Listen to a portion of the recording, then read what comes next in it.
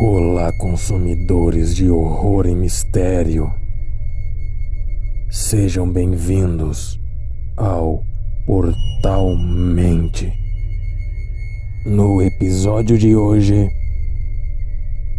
o mistério de Flying Isles, conhecido também por o mistério do farol.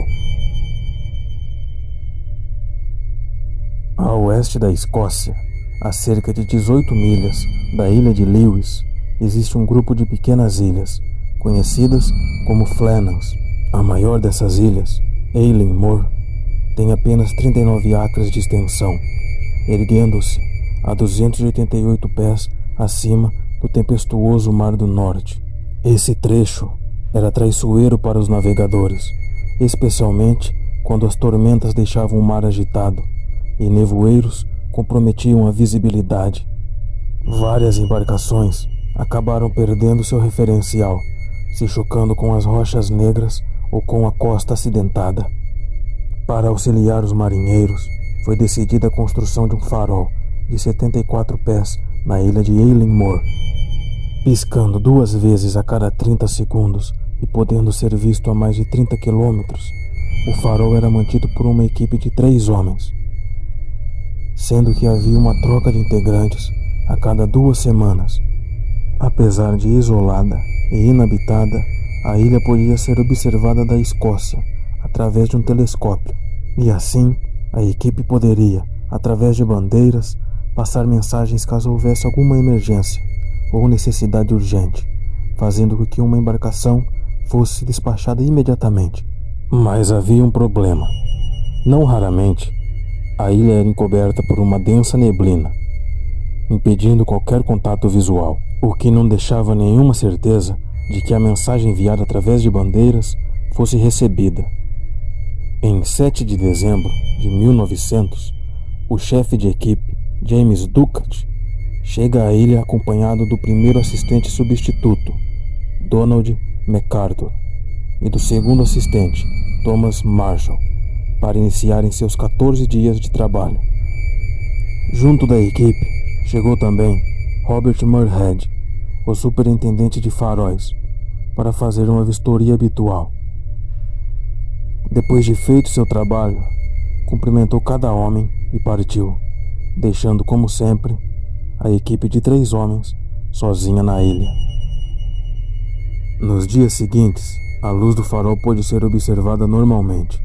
No entanto, uma semana depois, uma forte névoa e mau tempo impediram qualquer contato visual com a ilha. Então, no dia 15, o navio SS Arctur, que se aproximava da ilha, percebeu que nenhuma luz foi emitida pelo farol. Então, comunicada, a embarcação de auxílio de Breasclete se dirigiu às Ilhas Flannels. Porém, a embarcação de suporte, que deveria buscar a equipe no dia 21 de dezembro, o SS Hesperus, devido ao mau tempo, só conseguiu chegar à ilha 5 dias depois.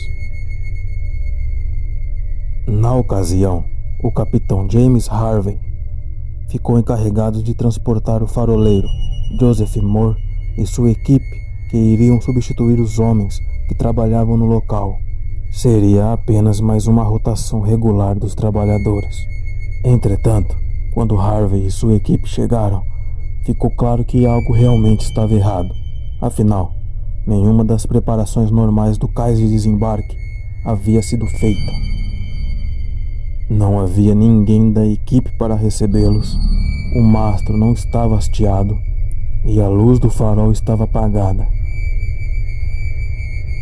O capitão do SS Hesperus ordenou então que a sirene de comunicação fosse tocada, mas não obteve resposta.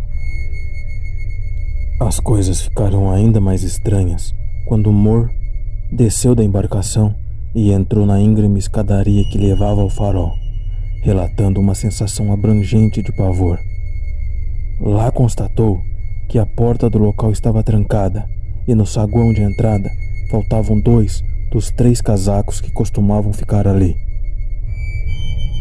Já no interior do local, a mesa da cozinha continha pratos de carne, batatas e picles, Além do mais, uma das cadeiras estava virada, como se a pessoa que ali estava sentada estivesse saído com pressa. Não havia nenhum fogo na lareira e todas as camas estavam vazias e arrumadas. E para deixar o cenário ainda mais enigmático, o relógio da parede havia parado ao marcar 2 horas. Essas pistas apenas levaram a mais perguntas. Por que um dos guardiões teria saído sem o casaco?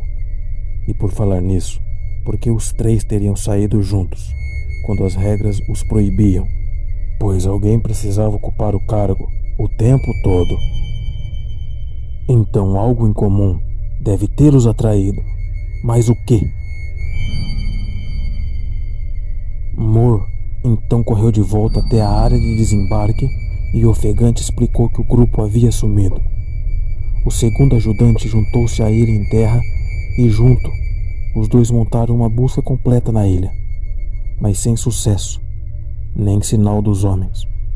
Sem encontrá-los, Harvey enviou um telegrama para a sede do conselho responsável pelos faróis.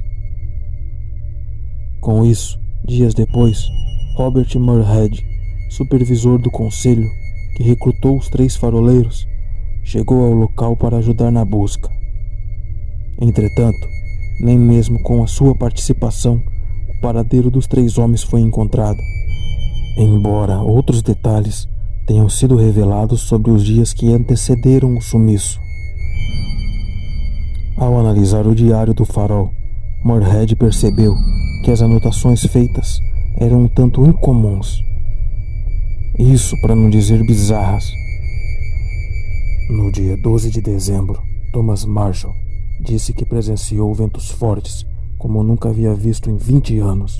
O segundo assistente também relatou que o líder do grupo, James Ducat, estava muito quieto e que Donald MacArthur estava chorando, o que era algo bem peculiar para um homem com a reputação de durão. O relato do dia seguinte também é bem estranho. Nele, Marshall relatou mais detalhes da tempestade e escreveu que os 3 estavam rezando para que a tempestade passasse, mesmo estando a 45 metros acima do mar e em um dos lugares mais seguros da região.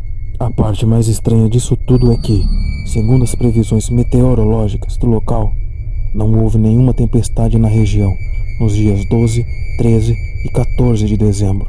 Na verdade, o tempo estava calmo e um forte vendaval só iria atingir o local apenas 2 dias depois do relatado. Entretanto, tudo parece acabar no dia 15, quando houve o último registro. A tempestade acabou, mar calmo. Deus está acima de tudo, escreveu. Com isso, especulações sobre o ocorrido correram soltas entre quem presenciou as buscas, mas, de acordo com as autoridades, o mais provável é que, como houve uma tempestade na noite de 14 de dezembro, ela pode ter atingido a ilha. Os 3 homens saíram do farol para consertar ou assegurar algo que estivesse ameaçado pela tempestade e durante a empreitada, uma gigantesca onda os carregou para o mar. Mas essa explicação jamais deixou as pessoas satisfeitas, principalmente com as lacunas que não foram consideradas, como a falta de corpos, as condições supostamente calmas e a vasta experiência dos faroleiros em casos como esse. Mas existem outras teorias. Segundo alguns, um dos 3 vigias teria ficado louco e assassinado os outros 2 enquanto dormiam. Ele teria arrastado os corpos até o mar e os amarrado em pedras para que afundassem. Finalmente, descontrolado e arrependido de seu ato, o assassino teria saltado para as águas revoltas, onde também morreu. Suspeitas a respeito de Donald MacArthur foram levantadas e alguns chegaram a dizer que ele tinha problemas mentais e que havia passado alguns anos sob a tutela de um manicômio. Nada disso, entretanto, foi comprovado, e há rumores ainda mais estranhos que mencionam discos voadores, serpentes marinhas e até mesmo um lendário pássaro gigante do folclore escocês que teria atacado o farol e levado seus ocupantes para alimentar os seus filhotes. Historicamente, as Ilhas Flannan sempre foram famosas por superstições que remetem à época anterior a ela ter recebido seu nome em homenagem a Saint Flann. Dizem que todos os que colocavam os pés na ilha tinham que repetir uma oração para o santo, a fim de poder deixar o lugar. Do contrário, uma morte terrível os aguardava. Há também histórias sinistras sobre fantasmas que atraíam homens para os penhascos e ventos repentinos os lançavam nas águas cinzentas e frias. O que restou sobre o caso foram inúmeras teorias, além dos relatos de outros faroleiros que trabalharam no local nos anos posteriores, que alegaram ouvir vozes gritando os nomes de Thomas Marshall, James Ducat e Donald MacArthur. Espero que tenham gostado e até o próximo vídeo.